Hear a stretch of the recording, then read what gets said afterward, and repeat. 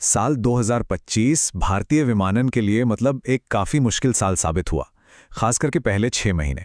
आसमान में ऐसी कई घटनाएं हुईं जिन्होंने पूरे देश को हिला के रख दिया। तो चलिए आज देखते हैं कि आखिर हुआ क्या था। पूरे कहानी को समझने से पहले एक नंबर पर गौर करते हैं। 274, 274।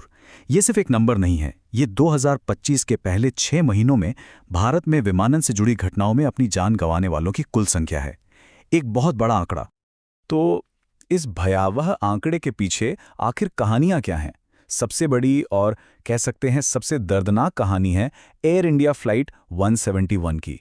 और यहीं से इस पूरे संकट की जो परतें हैं वो खुलना शुरू होती हैं। तो हुआ ये कि 12 जून 2025 को एयर इंडिया की फ्लाइट 171, एक बोइंग 787 ड्रीमलाइनर, अहमदाबाद से लंदन के लिए उड़ने वाली थी। लेकिन इसे ऊंचाई हासिल करने का मौका ही नहीं मिल पाया। मतलब टेक ऑफ के कुछ ही सेकंड्स बाद यह हवाई अड्डे के पास ही एक मेडिकल कॉलेज के हॉस्टल ब्लॉक से जा टकराया। जमीन पर भी एक बड़ी तबाही मच गई। जब इस टाइमलाइन को देखते हैं ना तो सबसे ज्यादा डर इसी बात का लगता है कि ये सब कुछ कितनी कितनी तेजी से हो गया। सोचिए, टेक ऑफ और क्रैश के बीच सिर्फ कुछ सेकंड्स का फासला था। पायलट्स के पास कुछ भी सोचने या रिएक्ट करने का वक्त ही नहीं था। इस हादसे का जो अंजाम था वो बेहद बेहद दुखद था। प्लेन में जो 242 लोग सवार थे उनमें से 241 नहीं बच पाए। और जैसा कि हमने देखा, ये तबाही सिर्फ आसमान में नहीं हुई, जमीन पर भी 19 लोगों ने अपनी जान गंवा दी। लेकिन इतनी बड़ी तबाही के बीच एक चमत्कार भी हुआ, या कहें एक हैरान करने वाली बात। पूरी फ्लाइट में से सिर्फ एक शख्स जिंदा बचा, एक ब्रिटिश नागरिक। आप सोचिए, 260 मौतों के बीच सिर्फ एक जिंदगी बच पाई। और ये घटना सिर्फ भारत के लिए एक राष्ट्रीय त्रासदी नहीं थी, इसने पूरी दुनिया का ध्यान खींचा। पता है क्यों? क्योंकि ये बोइंग 787 ड्रीमलाइनर के इतिहास में पहली फेटल एक्सीडेंट थी। मतलब 2011 में लॉन्च होने के बाद से इस प्लेन का सेफ्टी रिकॉर्ड एकदम साफ था। इसलिए ये एक बहुत बड़ी खबर थी। तो सबसे बड़ा सवाल यही उठा कि इतना मॉडर्न, इतना सेफ प्लेन आखिर क्रैश कैसे हो गया? जब इन्वेस्टिगेटर्स ने अपनी जांच शुरू की तो उनके हाथ कुछ बहुत ही चौंकाने वाली जानकारी लगी। तो शुरुआती रिपोर्ट में ये सामने आया कि प्रॉब्लम प्लेन के दोनों इंजनों में थी। टेक ऑफ के ठीक बाद दोनों इंजनों ने पावर खो दी। क्यों? क्योंकि उनको फ्यूल मिलना बंद हो गया था। ऐसा इसलिए हुआ, और ये बहुत अजीब बात है, कि जो फ्यूल कंट्रोल स्विच थे वो रन पोजीशन से कट ऑफ पोजीशन में चले गए थे। और बस यहीं आकर पूरी इन्वेस्टिगेशन एक बहुत बड़े सवाल पर आकर रुक गई। टेक ऑफ के ठीक बाद ये फ्यूल स्विच रन से कट ऑफ में क्यों चले गए अपने आप? ये कोई ऐसी चीज नहीं है जो नॉर्मली होती है, बिल्कुल नहीं। और शुरुआती रिपोर्ट में इसका कोई जवाब नहीं था। अब देखिए, एयर इंडिया का क्रैश सबसे भयानक था, इसमें कोई शक नहीं।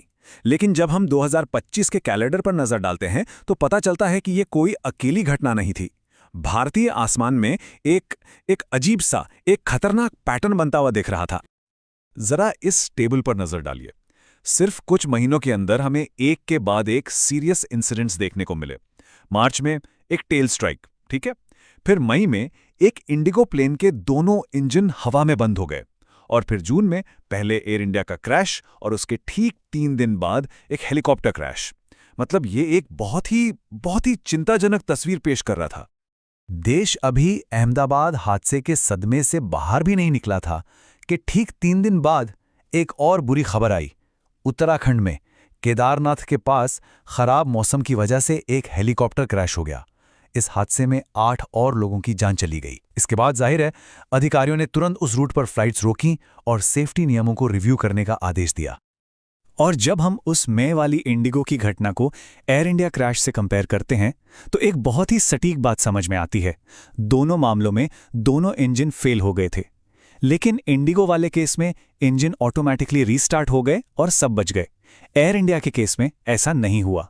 ये दिखाता है कि एक क्लोज कॉल और एक भयानक तबाही के बीच का फासला कितना मामूली हो सकता है। तो ये सारी अलग अलग घटनाएं हमें एक बड़े सवाल की तरफ ले जाती हैं। क्या ये सब सिर्फ बुरी किस्मत थे, एक संयोग, या फिर भारत का जो विमानन क्षेत्र इतनी तेजी से बढ़ रहा है उसके सिस्टम में ही कोई गहरी समस्या थी? और जब संसद ने साल के बीच तक के आंकड़े रखे गए ना, तो समस्या का स्केल और भी साफ हो गया। कुल 8 हवाई दुर्घटनाएं, जिसमें 1 कमर्शियल प्लेन, 3 ट्रेनी एयरक्राफ्ट और 4 हेलीकॉप्टर शामिल थे, और इन सबको मिलाकर वही 274 मौतें। ये नंबर्स, ये अपने आप में एक कहानी कह रहे थे। एक संसदीय रिपोर्ट ने इस समस्या की एक संभावित वजह की तरफ इशारा किया, और वो थी फंडिंग, यानी पैसा। रिपोर्ट में ये पता चला कि जो मुख्य सुरक्षा संस्थाएं हैं, जैसे डीजीसीए जो नियम बनाती है और एएआईबी जो हादसों की जांच करती है, उनकी फंडिंग में एक बहुत बड़ा असंतुलन था। तो रिपोर्ट ने जो सबसे बड़ा सवाल उठाया वो ये था कि देखिए, एक तरफ तो भारत का विमानन उद्योग रॉकेट की स्पीड से बढ़ रहा है, ज्यादा प्लेन, ज्यादा यात्री, लेकिन दूसरी तरफ जो एजेंसियां सुरक्षा देखने के लिए जिम्मेदार हैं, क्या उनको इस विकास के हिसाब से संसाधन, पैसा मिल रहा था?